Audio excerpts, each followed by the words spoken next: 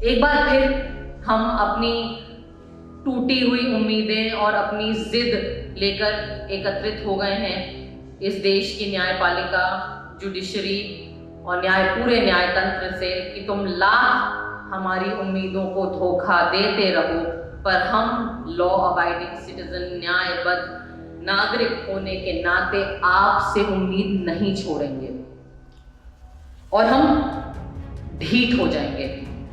हम ढीठ हो जाएंगे, हम जिद्दी ढीठ हो जाएंगे और यही हमारी सबसे बड़ी शक्ति होगी। दोनों तरह के लोग ही जो है सीएनआरसी के एक्टिविस्ट थे। एक धड़ा अक्सर ये बोलता था कि ये जो संविधान है उसको अननेसेसरीली थोपा जा रहा है कुछ लिबरल्स या लेफ्ट के लोगों के द्वारा, लेकिन हमारा और उमर का ये मानना था कि ये थोपा नहीं जा रहा है, ये हमारी एस्पिरेशंस है। हम चाहते हैं उसी तरह का हिंदुस्तानी बनना जो हम चाहते हैं कि हमारे इलाकों में क्यों गंदगी होती है, हम चाहते हैं कि हमारे इलाकों में भी सफाई होनी चाहिए। तो वो जो लड़ाई थी, और अगर हम जेल में जाते तो शायद उस जनरेशन के दिमाग में डर नहीं बैठा दिया गया होता जो आज हम लोगों की जिंदगी में है। मुझे पता नहीं मैं गलत हूँ या नहीं, मगर जितने भी लोग इस केस में अंदर है वो सब मुसलमान रह गए। यानी जब जितने नॉन मुस्लिम थे उनको कहीं ना कहीं से कभी ना कभी बेल मिल गया, मगर हमारा ये देश साफ बता रहा है दुनिया को कि हम, अगर आप मुसलमान हो तो आप जेल में ही रहोगे, आपके लिए कोई नहीं बोलेगा। यदि न्यायपालिका विचार, अभिव्यक्ति और विश्वास की स्वतंत्रता सुनिश्चित नहीं कर सकती तो कम से कम कानून के समक्ष समानता तो सुनिश्चित कर सकती है। ये एक एंटी सीए मूवमेंट में जो भी नॉन मुस्लिम साथी सक्रिय थे, उन्होंने ये कैंपेन शुरू की है कि वो चीफ जस्टिस को ये लिख रहे हैं कि हमने भी वही किया है जो उमर ने किया है, तो आप उमर को बाहर नहीं ले आ सकते, हमारे और साथियों को बाहर ले आ सकते, तो हमको अंदर ले जाइए और हम इसके लिए तैयार हैं। ये कैंपेन शुरू किया है। एक बातचीत जो छोटा सा एक उन्होंने अमरावती में भाषण का हिस्सा था, हम हिंसा का हिंसा से जवाब नहीं देंगे, हम घृणा का घृणा से जवाब नहीं देंगे, अगर वो नफरत फैलाते हैं तो हम उसे प्यार से जवाब देंगे, अगर वे हमें लाठियों से पीटते हैं तो भी हम तिरंगा थामे रहेंगे, अगर वे गोलियां चलाते हैं तो हम संविधान थाम लेंगे, अगर वे हमें जेल में डालते हैं तो हम जेल में जाकर गाते हुए जाएंगे, सारे जहां से अच्छा हिंदुस्तान हमारा। ये जो बात उमर ने बोली थी, इसे हम सबको याद रखना चाहिए। जिस तरीके से सीएनआरसी के बाद जो गिरफ्तारियां हुई, उन्होंने जो रुख लिया है उसमें साफ पता चल रहा है कि हमारी आइडेंटिटी को एक प्रिविलेज बनाया गया है। हम में से वो लोग जो अल्पसंख्यक सरनेम नहीं रखते हैं, और मुझे लगता है कि अगर हमारी आइडेंटिटी को प्रिविलेज बनाया गया है तो हम उस प्रिविलेज की जिम्मेदारी ये निभाएंगे कि हम जो सीएनआरसी के प्रोटेस्ट का संदेश था, जो उन हमारे साथी जो जेल में हैं, जो उनका संघर्ष था, हम उसे भूलेंगे नहीं और ना किसी को भुलाने देंगे। यहाँ जो लोग मुझसे पहले बोल के गए हैं वो मुझसे कहीं ज़्यादा इंटेलेक्चुअल भी हैं, पढ़े लिखे भी हैं और ज्ञानी भी हैं, तो मेरी बातें बहुत बेसिक सी होने वाली हैं। बार बार उम्मीद जगाकर बार बार दिल तोड़ने वाले को क्या कहते हैं? टॉक्सिक बॉयफ्रेंड, ठीक है ना? तो एक बार फिर हम अपनी टूटी हुई उम्मीदें और अपनी जिद लेकर एकत्रित हो गए हैं इस देश की न्यायपालिका, जुडिशरी और पूरे न्यायतंत्र से कि तुम लाख हमारी उम्मीदों को धोखा देते रहो, पर हम लॉ अबाइडिंग सिटीजन, न्यायबद्ध नागरिक होने के नाते आपसे उम्मीद नहीं छोड़ेंगे और हम ढीठ हो जाएंगे। हम ढीठ हो जाएंगे, हम जिद्दी ढीठ हो जाएंगे और यही हमारी सबसे बड़ी शक्ति होगी। आज इस मंच से एक बार फिर इस देश की माननीय न्यायपालिका, इस देश के हमारे बड़े बुजुर्ग बेइंतहा आदर के पात्र न्यायाधीश और पूरे न्याय तंत्र को संबोधित करना चाहती हूँ। इस दौर का काला इतिहास जब लिखा जाएगा तो हम याद रखेंगे कि आप जिनको इस देश के संविधान और इस देश के नागरिकों के अधिकार और भविष्य का निष्पक्ष रखवाला बनाया गया था, आप जिनको इस देश में न्याय का निर्धारक बनाया गया था कि अगर किसी भी नागरिक के साथ किसी भी प्रकार की ज्यादती होती है तो हम आपका दरवाजा खटखटाएं। हम याद रखेंगे कि कितनी आसानी लेकिन कितनी डिग्निटी और राइचियस कंडक्ट के साथ आपने अपनी जिम्मेदारियों का सौदा किया।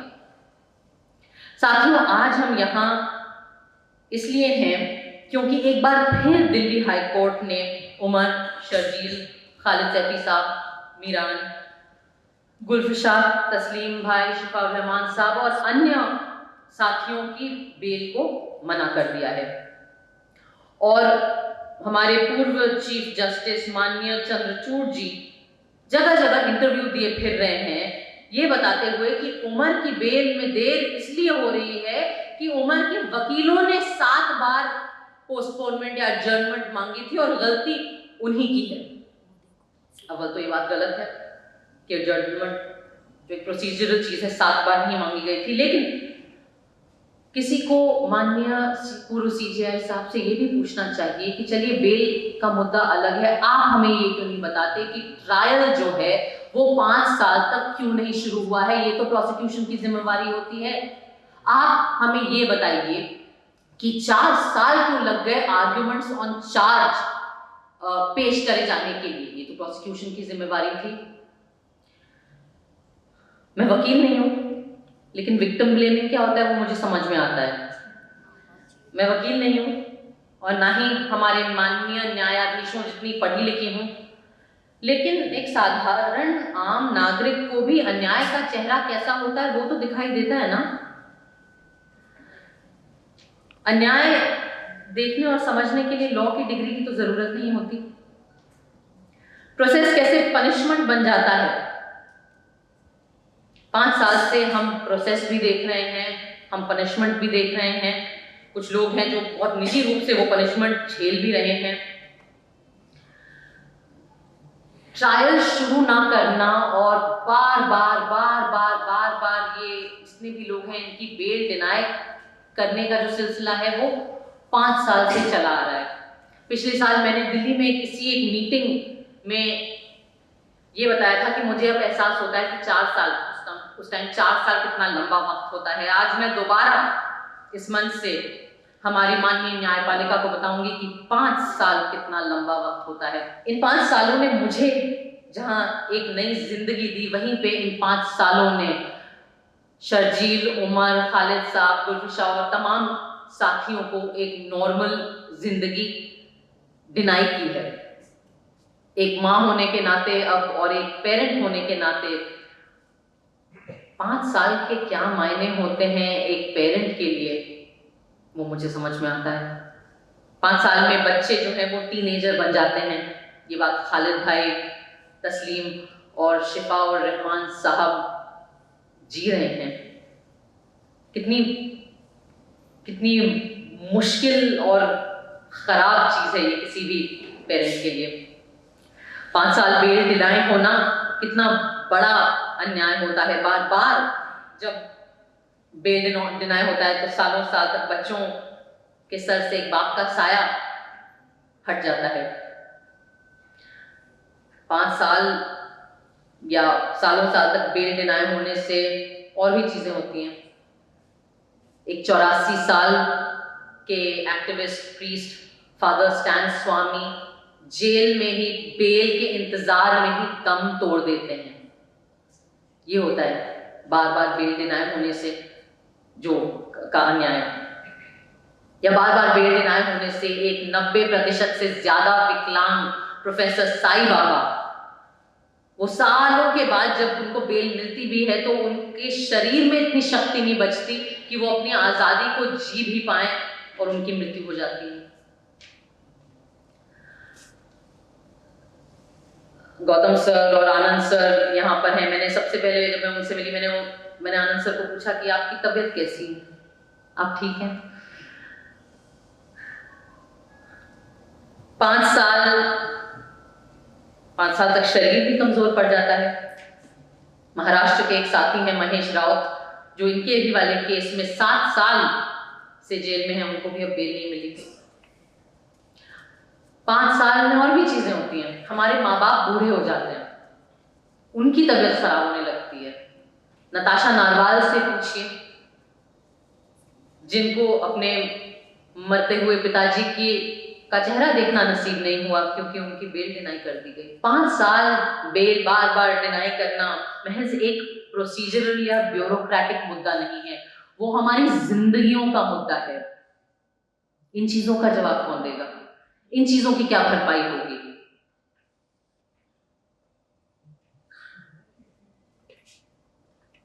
हम सबको ये पता है कि जेल को एक्सेप्शन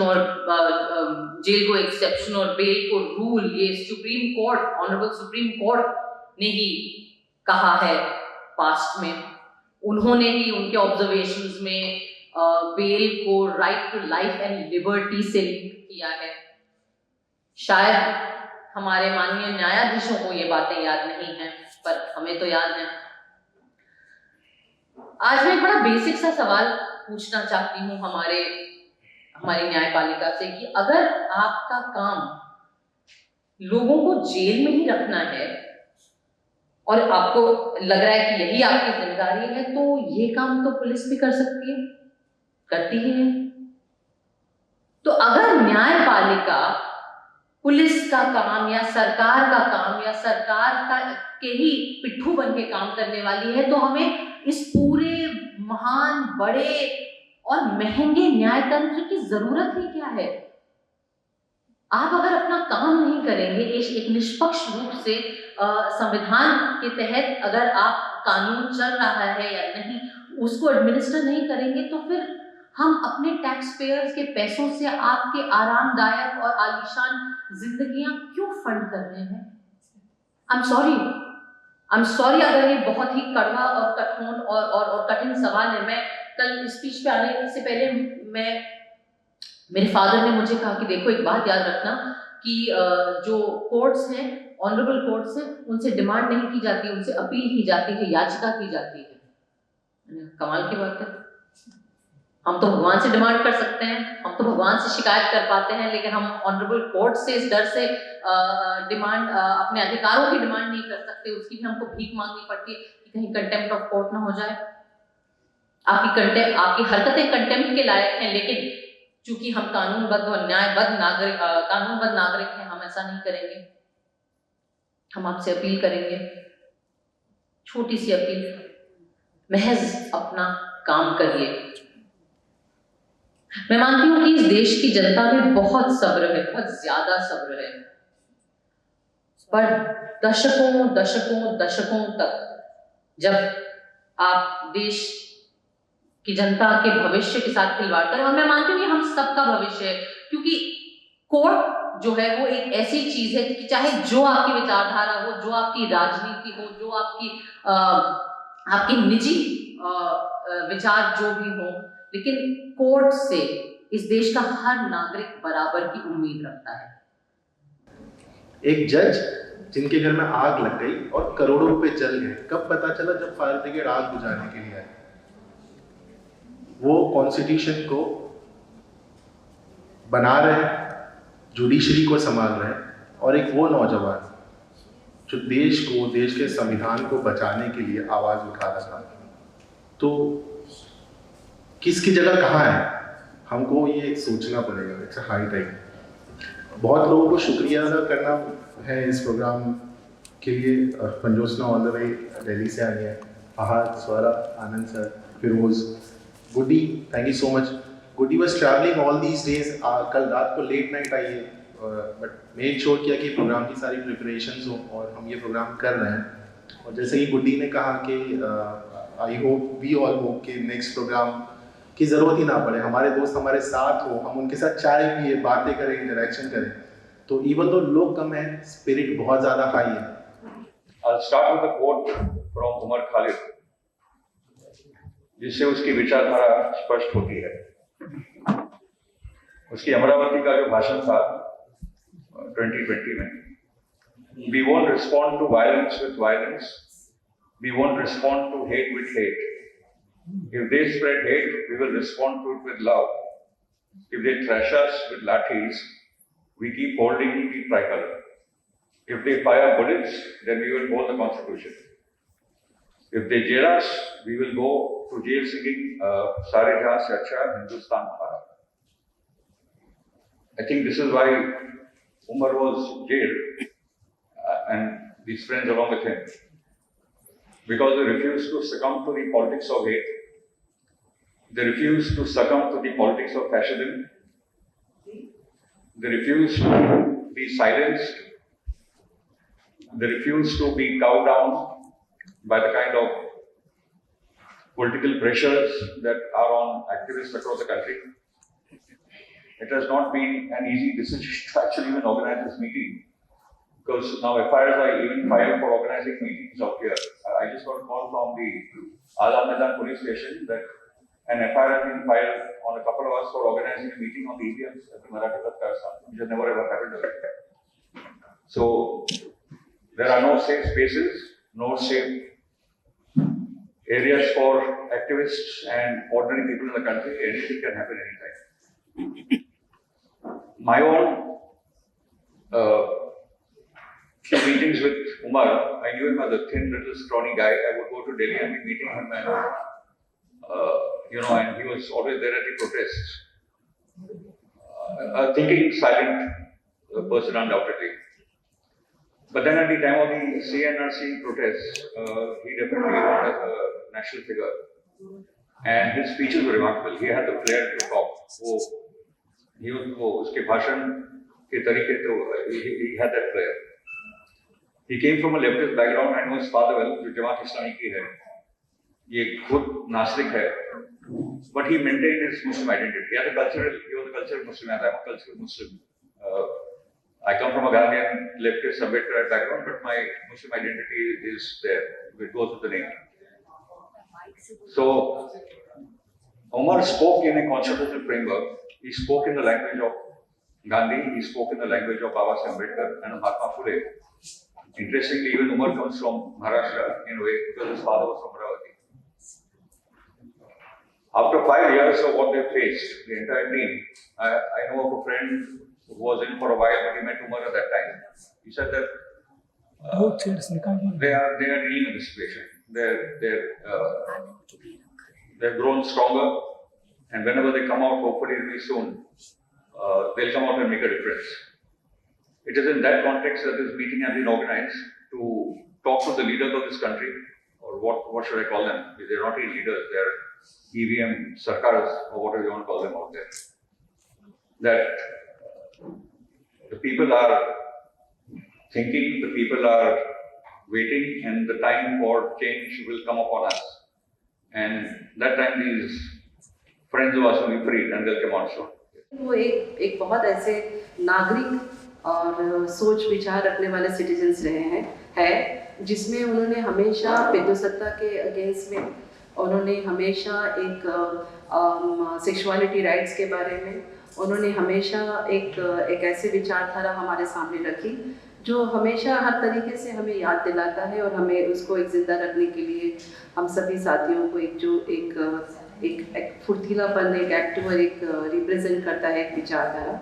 और ये 5 साल जो है उन्होंने जिस तरह से बिताए हैं, और हम सब लोगों ने बहुत सारे साथियों को अंदर जो सरकार ने डाले हैं, जो हम ये महसूस कर रहे हैं कि ये दौर सचमुच बहुत ही मुश्किल दे है। इसमें हम सबको साथ में लड़ने की और साथ में आने की बहुत ज़रूरत है। सरकार अपना काम जो है वो करती रहेगी, क्योंकि ये सरकार एक फाशिस्ट विचारधारा से, एक मनुस्मृति विचारधारा से आई हुई सरकार है। इसका विरोध करना हमारा हक है, अधिकार है, और हम खामोश नहीं रहेंगे। आज यहाँ पर है इसलिए क्योंकि हम खामोश नहीं हैं। हमारे जो साथी हैं उमर खालिद और खालिद सैफी और बाकी जो हमारे साथी थे, ये पूरे देश में जो है आंदोलन को जो है तेज करने की कोशिश कर रहे हैं। बस इनका कसूर सिर्फ इतना था कि इन्होंने हुकूमत को अपनी आंखें दिखाई और आम जनता की आवाज जो है बुलंद की। तो इसमें जो है गुलफ्शा की माँ की मुझे एक बात हमेशा याद आती है। मैंने उन्हें सुना था, उन्होंने कहा था कि हम पढ़े लिखे नहीं, मैंने पढ़ाई लिखाई नहीं की, लेकिन मैंने अपनी बेटी को पढ़ाया लिखाया ताकि वो समाज में एक रुतबा हासिल करे, और मुझे अपनी बेटी को पढ़ाने का जो है अंजाम ये मिला। तो बात कम वक्त में रखनी है, तो ये कुछ चीजें हैं, कुछ बातें हैं ऐसी जो दिल पे इस तरह छोड़ कर जाती हैं कि हम चाहते हुए भी उन्हें नजरअंदाज नहीं कर सकते। तो बस कोशिश ये करना है कि इनकी आवाज हमेशा बनी रहे, बुलंद रहे, और ये कैद से जल्द जो है बाहर आ जाए। और एक आखिरी शेर के साथ जो है मैं अपनी बातों को खत्म करता हूँ कि हम आह भी करते हैं तो हो जाते हैं बदनाम, हम आह भी करते हैं तो हो जाते हैं बदनाम, वो कत्ल भी करते हैं तो चर्चा नहीं होता। उमर के बारे में आप सबको बताने की जरूरत नहीं है, आप सब उन्हें जानते हैं तभी यहाँ आए हैं।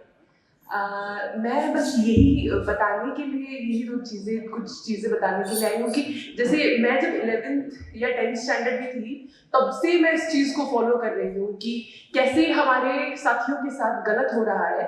और अब जब जाकर मैं लॉ पढ़ती हूँ और इन सब मैटर्स के बारे में पढ़ती हूँ, अपने कॉलेज में इन सब चीज़ों पे प्रेजेंटेशन देती हूँ, तो ऐसा लगता है कि इतने साल बीत गए फिर भी उमर अभी भी जेल में है। और इन चीज़ों को लेकर के बहुत ही लॉ स्टूडेंट्स में या और बहुत सारे स्टूडेंट्स में बहुत ही मुझे लगता है कि सॉलिडारिटी का माहौल है, सबको बहुत ही इंडिग्नेशन फील होता है। तो हम सब उमर के साथ सॉलिडारिटी में खड़े हैं, मैं बस यही बताना चाहूँगी। अगर उमर के बारे में बात करूँ तो मुझसे बेहतर लोग हैं यहाँ पे उमर के बारे में बात करने के लिए, लेकिन तुमने मेरी मदद कर दी कि तुमने कहा कि एक साथी यहाँ पे बैठी है जो अक्सर बोलती है कि हमने ऐसा क्या नहीं किया था जो उमर ने भी किया था और वो जो जेल में है हम बाहर में हैं। मैं 2-3 मिनट सिर्फ इसके बारे में ही बात करना चाहता हूँ। मुझे ये लगता है कि शायद वो अगर हम लोगों को जेल में डालते तो एक व्यक्ति जेल में जाता, लेकिन उमर को जेल में डालने का मतलब है कि एक जनरेशन, खासतौर से हिंदुस्तान नौजवान मुसलमानों की जो जनरेशन थी जो उसकी तरफ एक लीडर की तरह से देखती थी, एक मुसलमान पॉलिटिक्स जो CNRC आंदोलन से निकल के आ रही थी, जिसमें इस बात को का असर्शन था कि हाँ हम मुसलमान भी हैं और हम संविधान को भी मानते हैं और हम बुर्खा भी पहन सकते हैं, हम दाढ़ी और टोपी भी लगा सकते हैं और उसके बाद भी हम हिंदुस्तानी हैं। ये जो आइडिया ऑफ पॉलिटिक्स और जो एक फ्यूचर वहां से निकल के आ रहा था। और अक्सर मुझे याद है CNRC के दौरान एक डिबेट चलती थी, दोनों तरह के लोग ही जो है CNRC के एक्टिविस्ट थे। एक धड़ा अक्सर ये बोलता था कि ये जो संविधान है उसको अननेसेसरीली थोपा जा रहा है कुछ लिबरल्स या लेफ्ट के लोगों के द्वारा, लेकिन हमारा और उमर का ये मानना था कि ये थोपा नहीं जा रहा है, ये हमारी एस्पिरेशंस हैं। हम चाहते हैं उसी तरह का हिंदुस्तानी बनना जो हम चाहते हैं कि हमारे इलाकों में क्यों गंदगी होती है, हम चाहते हैं कि हमारे इलाकों में भी सफाई होनी चाहिए। तो वो जो लड़ाई थी, और अगर हम जेल में जाते तो शायद उस जनरेशन के दिमाग में डर नहीं बैठा दिया गया होता जो आज हम लोगों की जिंदगियों में है। मैं अपनी जिंदगी से अगर आपको बताऊं कि मैं जब 9th क्लास में था, मैं अलीगढ़ में पढ़ता था और मैं हमेशा लिफ्ट, ये पता नहीं क्यों ये वाक्य ने मुझे बहुत ये चीज मुझे बहुत जोड़ती है, जिसके बारे में मैं अक्सर बोलता भी हूँ कि जब मैं 9th क्लास में था तो मैं हमेशा ना लिफ्ट लेके स्कूल जाया करता था। उतने पैसे भी नहीं हुआ करते थे, मैं हमेशा लिफ्ट लेता था, 1-2 लोगों को हाथ दिखाओ, 3 लोगों को हाथ दिखाओ, लिफ्ट मिल जाती थी और मैं स्कूल तक चला जाता था। लेकिन आज जब मेरे पास खुद के पास गाड़ी है और मुझसे कोई लिफ्ट मांगता है, मैं दे नहीं पाता हूँ। और ये बात मुझे बहुत ज्यादा परेशान करती है। मैं इसलिए नहीं दे पाता हूँ, मैं सोचता हूँ क्या पता कौन होगा यार, किसी बीजेपी वाले ने तो नहीं भेज दिया होगा, कोई ऐसा व्यक्ति तो नहीं होगा जो अजीब सा कुछ रिकॉर्ड कर ले, कहीं किसी विदेश से आके कुछ तो नहीं होगा फिर ये चला देंगे। क्योंकि मुझे पता है कि जब दिल्ली दंगे हो रहे थे तो मैं और उमर बिहार में थे। मुझे पता है कि उमर बैठ के वहां पे हम रो रहे थे। मुझे पता है कि बिहार के से आने के बाद हम लोगों ने जो है रिलीफ का काम किया था दिल्ली दंगों में। तो मुझे ये लगता है कि उसको 5 साल के लिए जेल में डाल सकते हैं, तो कोई ऐसी कहानी बना के सोचिए आप कि आपको सबको पता है कि जो जुडिशियल प्रोसेस है उसका जो मजाक बनाया गया है। आज ही एजाज अशरफ साहब ने आर्टिकल लिखा है कि it is easier to get the justice if you are a dog now like it is difficult for an activist. तो इस तरह के जो ख्यालात आते हैं, जिन्होंने करीब से देखा उन्होंने किया क्या था। तो मुझे ये लगता है कि जो होप, जो नई तरह की पॉलिटिक्स, जो नया तरह का लिटरेचर सीएनआरसी के आंदोलन में निकल के आ रहा था, वो बहुत ही ब्रेक थ्रू था। क्योंकि मुसलमानों की जिंदगी तो पैदा होने से लेके मरने तक जो है प्रॉब्लमेटाइज कर दी गई है। वो पैदा होते हैं तो बच्चे ज्यादा पैदा करते हैं, पढ़ने की बात आती है तो मदरसे में जाके आतंकवादी बनते हैं, जब शादी करने जाते हैं तो लव जिहाद करते हैं, और हमने तो खैर हमारी तो वैसे भी इंटरफेथ मैरिज है तो लव जिहाद करते हैं, और जब मरते हैं तो लैंड जिहाद करते हैं कि प्राइमरी लोकेशंस पे वो जो है जगह कब्जा कर लेते हैं। तो मुझे लगता है कि उस प्रॉब्लमेटाइज जो मुसलमानों की जिंदगी को किया गया था, उसमें एक नई जनरेशन निकल के आ रही थी जो असर्शन, आइडेंटिटी के असर्शन के साथ अपनी बात को रख रही थी।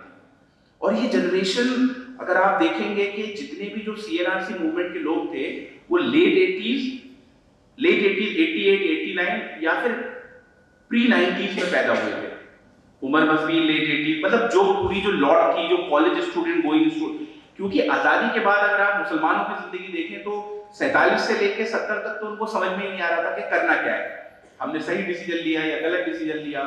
लेकिन जब पहले भी होते थे दंगे, लेकिन जब खासली कम्युनल राइट्स होना चालू हुए, चाहे वो भागलपुर का दंगा हो, चाहे वो 92 के बाद का वायलेंस हो, उस पीरियड में जिनके बच्चे पैदा हुए तो उनके माँ बाप ने बहुत शिद्दत के साथ, मेरे पूरे जनरेशन में किसी ने 10वीं भी पास नहीं की थी, लेकिन मेरे माँ बाप जब हम पैदा हुए उनको लगा कि बच्चों को अपने पढ़ाना है, उनको जो है बराबर इक्वालिटी, क्योंकि पहले तो उससे पहले के जो मुसलमान थे वो खुद को दोयम दर्जे का नागरिक समझ के जिंदगी जीने को तैयार थे।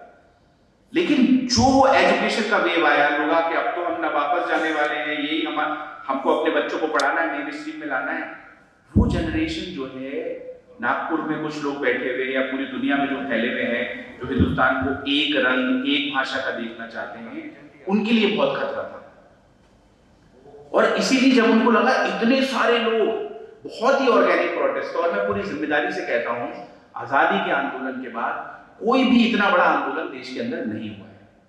चाहे, क्योंकि अक्सर ये हुआ करता था कि जो आंदोलन हुआ करते थे वो बहुत सेंट्रिक हुआ करते थे, दिल्ली सेंट्रिक है या बिहार सेंट्रिक है या अभी जितने भी आते, लेकिन तकरीबन 645 जगहों का डेटा तो उमर के पास था जहां पे सिट इन चलते थे, 24/7 इनटू सिट इन चलते थे। बहुत सारी जगहों पे हमको भी जाने का मौका मिला। बिहार के छोटी छोटी गांवों में 24 घंटे के सेटिंग चल रहे हैं, मीडिया को खबर नहीं है, लेकिन ये जो सोशल मीडिया के वेव ने और जो इन्फ्लुएंसर्स थे उनके वेव ने लोगों के अंदर वो कहीं ना कहीं एस्पिरेशंस दिखाई थी। तो मुझे लगता है कि अगर उमर को जेल में नहीं डालते तो ये एस्पिरेशंस जिंदा रहते, लेकिन आज उसको उन्होंने रोक दिया है। और कहते हैं कि हम लोगों को इस बात की पूरी उम्मीद है कि आज नहीं तो कल जस्टिस होगा, देर से होंगी चीजें, शायद एक 5 सालों के अंदर। मुझे अभी भी याद है, मैं और उमर हम लोग दिल्ली में एक मीटिंग में थे और हम लोग बहुत खुश थे। हमें लगता था कि यार ये जो एनर्जी जनरेट हो रही है इससे बहुत फायदा होगा और आने वाले दिनों में समाज के अंदर बहुत काम किया जा सकता है। वहाँ एक साइकोलॉजिस्ट बैठे थे, उन्होंने कहा था कि ये एनर्जी तुमको बैकफायर करेगी। अरे हमने कहा तुम क्या बात करते हो, तुमको कुछ आता वाता नहीं है, वो मन में सोचा। उन्होंने कहा देखो होता क्या है, फिजिक्स का प्रिंसिपल है कि जब आप एनर्जी जनरेट करते हैं उसको चैनलाइज करने के लिए आपके पास कोई इंस्टीट्यूशन होना चाहिए, कोई भी ऐसा यंत्र होना चाहिए जिससे उस एनर्जी को चैनलाइज किया जा सके। आपके पास कोई इंस्टीट्यूशन ही नहीं है। अब ये बात समझ में आती है कि जो एनर्जी जनरेट हुई थी, जो गली गली नुक्कड़ नुक्कड़ पे जो लीडर उस आंदोलन में पैदा हुए थे, कोई भी ऐसा इंस्टीट्यूशन नहीं था जो उसको चैनलाइज कर सके। आज आधे से ज्यादा लोग जो है वो मेंटल हेल्थ के शिकार हैं, आधे से ज्यादा लोग जो उस, क्योंकि हर गली में लीडर था, लोग बात कर रहे थे, बुरखा पहन के एक लड़की आती है, वो सुप्रीम कोर्ट के जज को रुला देती है अंग्रेजी में बात करके, या फिर बिहार के किसी कोने में हम जाते थे, जबरदस्त आर्टिकुलेशन के साथ नौजवान बात कर रहे थे। जब सीएनआरसी आंदोलन खत्म हुआ, कोविड आ गया, इन लोगों की जब हालात देखी तो वो लोग डिप्रेशन में है, बहुत सारे लोगों से बात होती है। और अभी थोड़ा सा मुझे लगता है कि जैसे मैं अवॉइड करने लगा हूँ, अगर मैं अपनी पर्सनल बात करूँ, क्योंकि जैसे ही मैं उस सब चीज मैं सोचता हूँ तो मैं बहुत ज्यादा परेशान हो जाता हूँ। तो अभी एक अवॉइडेंट मोड भी एक बहुत सारे लोगों के अंदर आ गया है कि वो ये सोचते हैं कि नहीं, इसके बारे में अगर मैंने ज्यादा सोचा तो कोलैप्स हो जाएगा। तो ये सिचुएशन अगर हम लोगों को गिरफ्तार करते तो शायद नहीं आती, क्योंकि एक जमाने के बाद मुसलमान, मैं इसलिए बात करूं, देखिए ज्यादातर लोग इस बात को एग्री करेंगे, हम बोलते हैं कि हम मुसलमान हैं या नहीं है, लेकिन हमारी ये नाम हमारा इस बात के लिए काफी होता है कि हम मुसलमान हैं। और उस आंदोलन के अंदर जो असर्शन आइडेंटिटी के साथ आया था, वो एक बहुत नई चीज थी, एक नई पॉलिटिक्स को जो है आगे ले जाने की बात थी। उसका जो ब्रेक लगा है वो इस देश की मुसलमानों का बहुत बड़ा नुकसान है। और खास तौर से जो सेकुलर पार्टीज हैं, उनको लगता है, मैं खुद भी एक पॉलिटिकल पार्टी का राष्ट्रीय अध्यक्ष हूँ, और मुझे इस बात से कहने में कोई डर भी नहीं लगता कि जब तक वो अपने मुस्लिम क्वेश्चन का जवाब नहीं ढूंढेगी, तब तक इस देश की डेमोक्रेसी के जो चैलेंजेस हैं, जो आज देश की डेमोक्रेसी के सामने, वो सॉल्व नहीं होंगे। आप सवाल ढूंढिए, आप अवॉइड करके उस क्वेश्चन को अवॉइड कर करके कोई सॉल्यूशन आपको निकलने वाला नहीं है। ऐसे लोग तैयार किए जाएं जो उस चीज को आगे लेके चल सके। इंटरसेक्शनैलिटी की बात उमर करता था, हमेशा उमर ये बोलता था कि हाँ हम मुसलमान हैं, लेकिन हम औरत भी हो सकते हैं, उसमें जेंडर की इंटरसेक्शनलिटी आ गई। हमारे कारोबार भी तो अलग अलग है, एक इंटरसेक्शनलिटी तो वो भी है कि मुसलमानों में कुछ लोग कुरैशी भी हैं, कुछ लोग बुनकर का भी काम करते हैं, कुछ लोग मजदूर भी हैं। वो हमेशा उमर एक इंटरसेक्शनलिटी की बात करता था, जो बहुत इंटरेस्टिंग थी। वो सिर्फ आइडेंटिटी तक सीमित नहीं रखी उस पॉलिटिक्स को, तो शायद वो आगे जाती, उसमें से लीडर्स निकलते, आंदोलन निकलते। तो अगर हमको वो गिरफ्तार करते तो शायद वो नहीं हो पाता। 5 साल पहले जब उमर अरेस्ट हुए, तब हमें बिल्कुल नहीं लगा कि ये हमें लग रहा था कि ये 1-2 हफ्ते का मामला है, वो निकल आएगा। और हमने मुहिम चलाई थी, सिग्नेचर कैंपेन किया था, और अंतरराष्ट्रीय स्तर पे लोगों ने इस पर सिग्नेचर किया था। नोम चॉम्स्की जैसे लोग, जॉन बायस जैसे लोग, इतने सारे अंतरराष्ट्रीय लोग, और हमारे देश में भी सबने ये मांग की थी कि डेमोक्रेसी अगर है तो उमर जैसे लोगों को अंदर नहीं रहना चाहिए। मगर आज 5 साल के बाद हम अभी भी वहीं अटके हैं। अभी भी जो हमें दिखाई दे रहा है कि कोर्ट में हमको न्याय मिलेगा या नहीं, मेरे ख्याल से अभी तक तो मिला नहीं है। बहुत कम लोगों को इत्तेफाक से वो रिहा हुए हैं, बेल मिला है, मगर ज्यादातर लोग जेल में हैं अभी भी। और अगर इसी मामले में देखा जाए तो मुझे पता नहीं मैं गलत हूँ या नहीं, मगर जितने भी लोग इस केस में अंदर है वो सब मुसलमान रह गए। यानी जब जितने नॉन मुस्लिम थे उनको कहीं ना कहीं से कभी ना कभी बेल मिल गया है। मगर हमारा ये देश साफ बता रहा है दुनिया को कि हम, अगर आप मुसलमान हो तो आप जेल में ही रहोगे, आपके लिए कोई नहीं बोलेगा। और ये स्थिति है, बहुत गंभीर स्थिति है, बहुत ऐसी स्थिति है कि हम इसको बर्दाश्त हमको नहीं करना चाहिए। और ये रिस्पॉन्सिबिलिटी या ये फर्ज जो है ये सिर्फ मुसलमानों का नहीं है। मैं समझता हूँ कि नॉन मुस्लिम्स का ज्यादा फर्ज बनता है, क्योंकि हम देख रहे हैं कि अगर आप मुसलमान हो तो आपको या तो आपको उड़ा दिए जाओगे या जेल में जाओगे। अगर आप लड़ोगे, इसका मतलब नहीं कि आप शस्त्र लेके लड़ोगे यानी किसी भी तरह से आवाज उठाओगे तो आपको यही सजा मिलेगी। तो जो नॉन मुस्लिम हमारे भारतवासी हैं, इनका बहुत बड़ा फर्ज बनता है कि आप आगे बोलो, जब तक वो सुनेंगे नहीं तब तक आप बोलते रहो, चिल्लाते रहो। 2020 में पूरा दिल्ली, पूरा देश लॉकडाउन में ठप था, लेकिन दिल्ली पुलिस काफ़ी स्पेशल सेल दिल्ली पुलिस का काफ़ी एक्टिव था। लगातार लोगों को बुलाया जा रहा था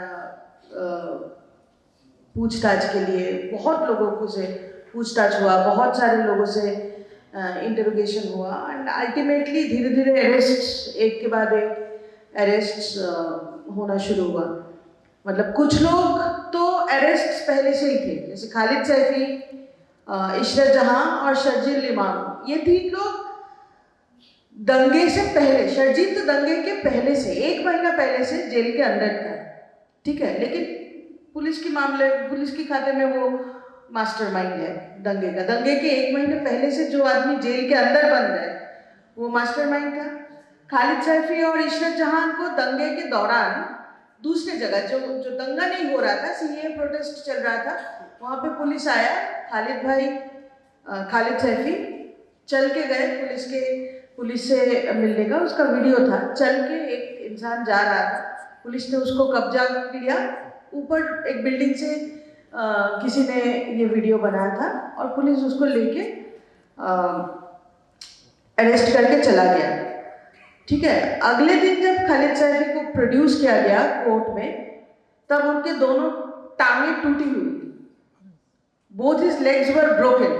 So the person whom we all saw कि चल के पुलिस से जा रहा है बात करने के लिए कि देखिए, मतलब यहाँ पे वो जगतपुरी का खुरेजी का प्रोटेस्ट चल रहा था, एंटी सीए प्रोटेस्ट, जो आके पुलिस ने तोड़ दिया था। उस टाइम मतलब नॉर्थ ईस्ट में तब तक दंगा शुरू हो चुका है। तो खालिद भाई गए थे कि पुलिस से बात करने, नेगोशिएट करने on behalf of the community, कि हम लोग यहाँ पे एक पीसफुल प्रोटेस्ट कर रहे थे। वो प्रोटेस्ट अभी दंगे के दौरान ऐसे ही लोग घर के अंदर है, प्रोटेस्ट साइड में कोई नहीं है, तो ये तोड़फोड़ मत कीजिए। उस आदमी को वहाँ से उठा के लेके गया और अगले दिन प्रोड्यूस किया। दोनों पैर टूटा हुआ था उनका। पुलिस बोला कि वो मतलब लोगों ने मार के उसका पैर तोड़ दिया, लेकिन जबकि ये सबको पता था, सबके पास वो वीडियो थी कि कैसे खालिद भाई को अरेस्ट किया गया। खालिद भाई हो गया दूसरा मास्टरमाइंड, ठीक है। उसके बाद एक के बाद एक मार्च में ये केस लगा, FIR 59। दंगे के दौरान करीब 700 FIR हुआ था, उसमें से एक FIR 59 was changed into the conspiracy FIR of the entire riots। एक के बाद एक लोग उसमें अरेस्ट होते गए। उसमें सफूरा थी, मिरान हैदर, आसिफ इकबाल ताना, ये सारे के सारे जामिया के स्टूडेंट्स थे। और एकदम मतलब जामिया के जो स्टूडेंट्स बढ़ चढ़ के सीए के खिलाफ आवाज़ उठाया था, वो बहुत सारे स्टूडेंट्स में से ये 4 स्टूडेंट्स भी थे। ये वही स्टूडेंट्स थे जिसके ऊपर बेरहमी से पुलिस ने लाठीचार्ज किया था 15 दिसंबर को। अब सबने उस वीडियो को शायद देखे होंगे। 5 साल हो गया, थोड़ा थोड़ा सबकी याददाश्त कम हो गया है ना, शायद मतलब चीज़ें थोड़ा आगे पीछे हो जाता है। लेकिन आई थिंक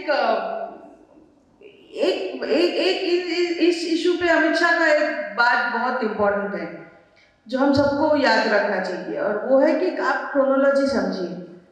वो भी तो उस टाइम बोले ना, आप क्रोनोलॉजी समझिए, पहले सीए आएगा फिर एनआरसी होगा। क्रोनोलॉजी समझना बहुत इम्पोर्टेंट है। और हम आज यहाँ पे जितने लोग यहाँ पे बैठे हैं, आप सब लोग यहाँ पे आज इस प्रोग्राम में आए क्योंकि आप अंदर से कुछ महसूस करते हो, राइट। आप अंदर से कुछ महसूस करते हो कि ये गलत हो रहा है और इसके खिलाफ हम आवाज़ उठाएंगे या सुनेंगे, या इस गलत जो हो रहा है इसके खिलाफ अपना प्रोटेस्ट, अपना प्रतिवाद दर्ज करेंगे।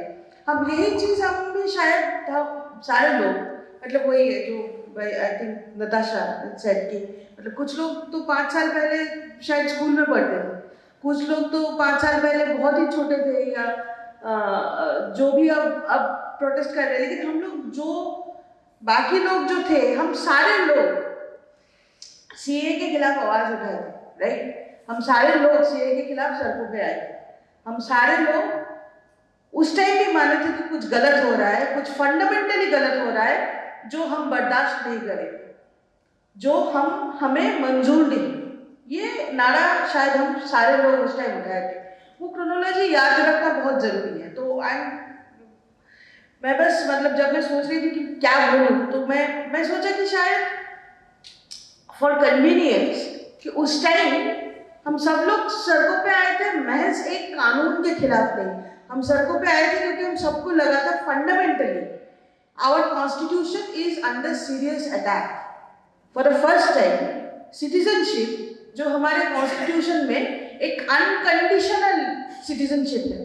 सिटीजनशिप में कभी कोई कंडीशन नहीं लगाया गया, सिटीजनशिप राइट्स कभी कोई कंडीशन नहीं लगाया गया। सीए के दौरान पहली बार सिटीजनशिप में एक क्लॉज आ गया कि रिलीजन एक क्राइटेरिया बन गई टू गिव सिटीजनशिप और not, because CAA was not being given to Muslims.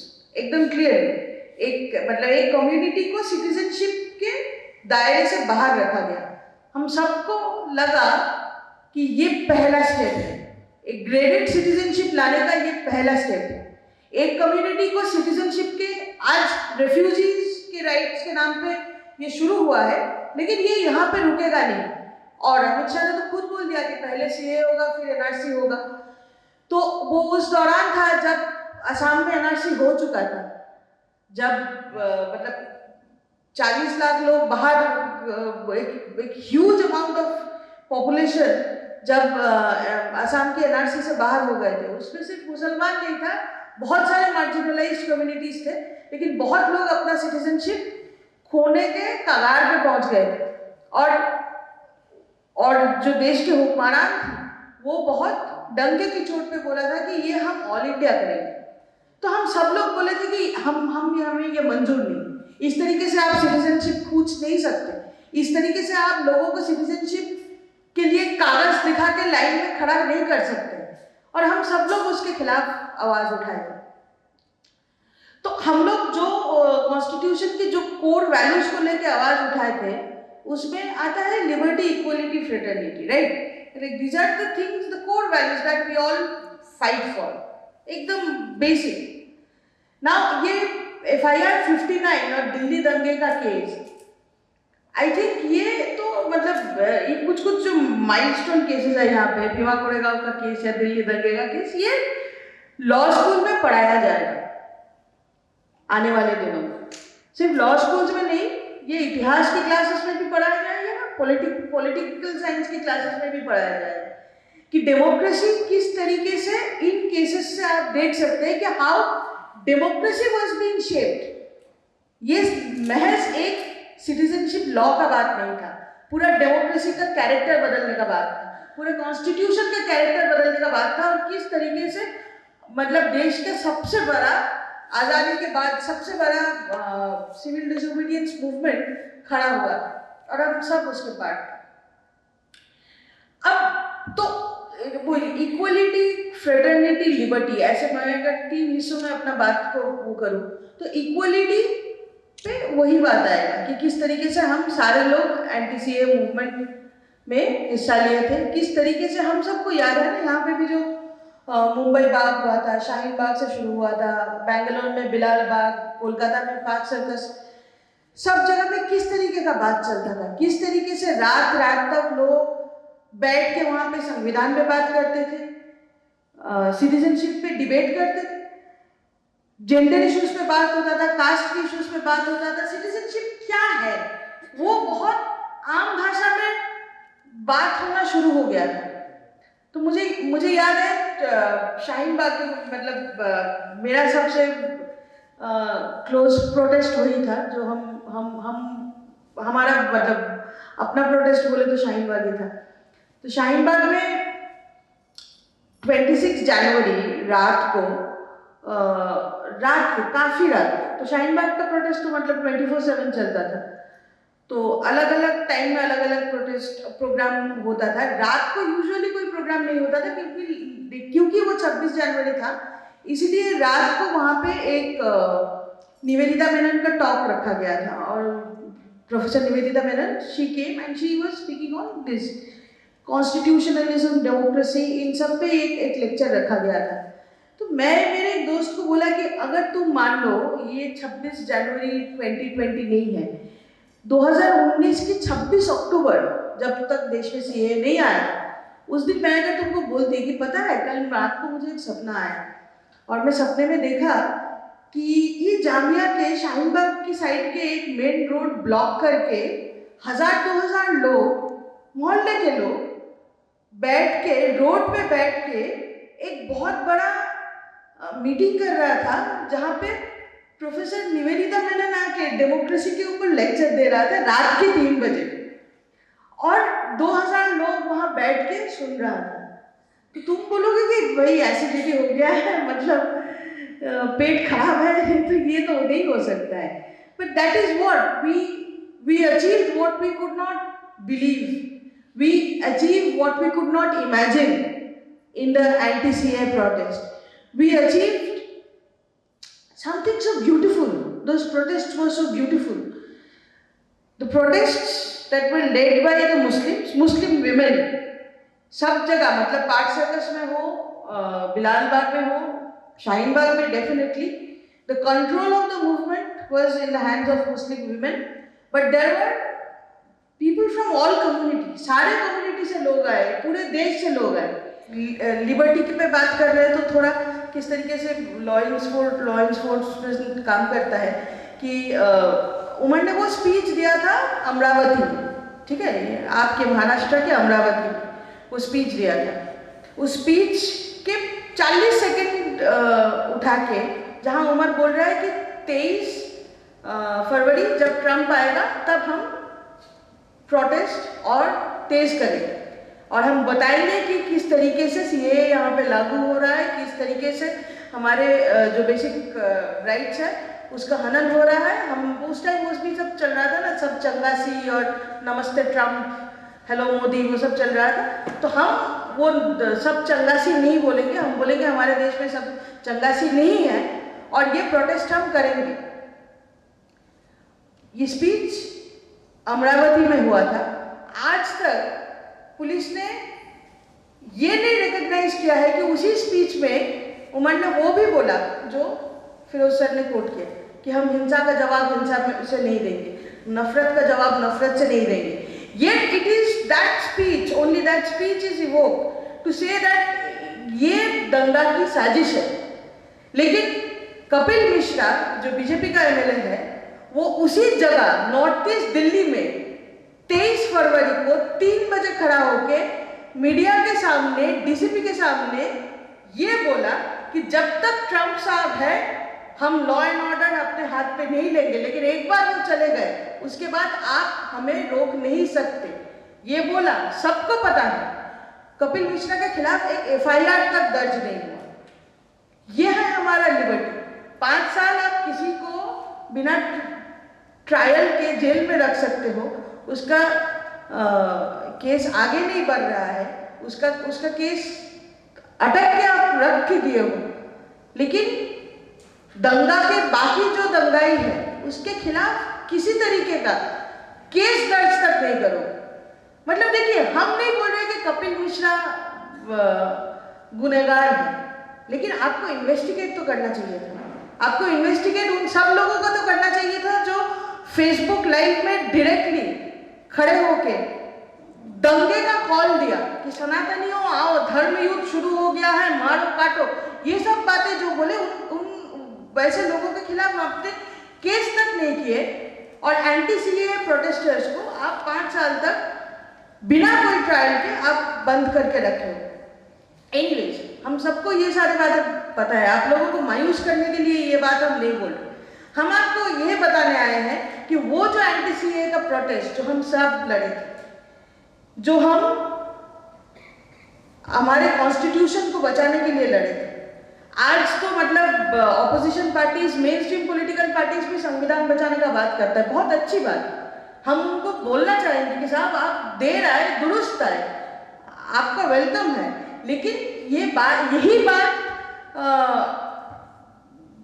Anti-CAA protest सबसे पहले उठाया था कि संविधान बचाओ, हम संविधान बचाने निकले हैं, आओ हमारे साथ चलो। ये स्लोगन हर बार लगता था।